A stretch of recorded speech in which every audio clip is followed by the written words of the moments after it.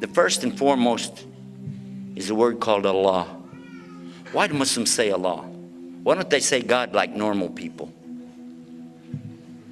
Well, I got news for those who think that all the Christians say God. It's not true.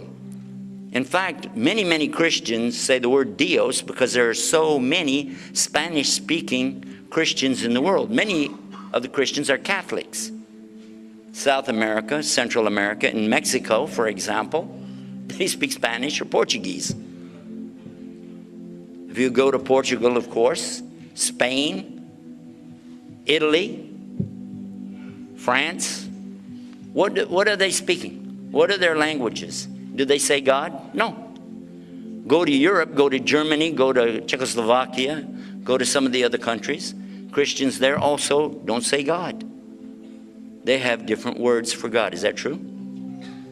But every single Muslim on earth uses the word Allah. Do you know that? Every single Muslim on earth, 1.5 billion, all agree that's what we call Allah.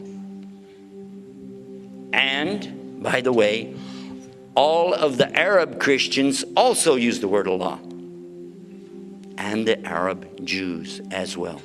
The word Allah is in the Arabic Old Testament, page 1, 17 times. And the word Allah is in the New Testament, Alif Lam Lam Ha.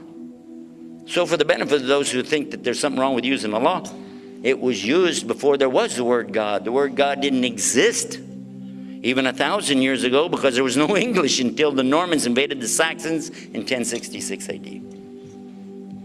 What did they call him before that? The word Allah means, let's find out the meaning. It comes from the root ilah. Ilah means anything which is worshipped. A rock, a stick, a stone, a bone can be worshipped, right? And you can say Al-Ilah, which means the God, still doesn't bring it to the level of the God as in Allah. In English, you have to see it written down because it's the same word. You have to see the big G or the little G or you didn't know.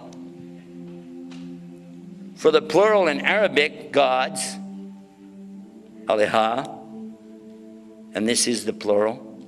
English, just puts after anything in English, you got the plural. Gods, right? But when you say Allah, it cannot be made plural, and it cannot have gender. Even though it says he, huwa, in the Arabic, and even though it says we, in the Arabic, nahnu, it's only out of respect and out of royalty, never out of plural and never out of gender. God is not a man, God is not a woman, and he doesn't compare to his creation. And he said, Lam yalid, wa lam yulad, wa lam yakuluhu kufuwan ahad.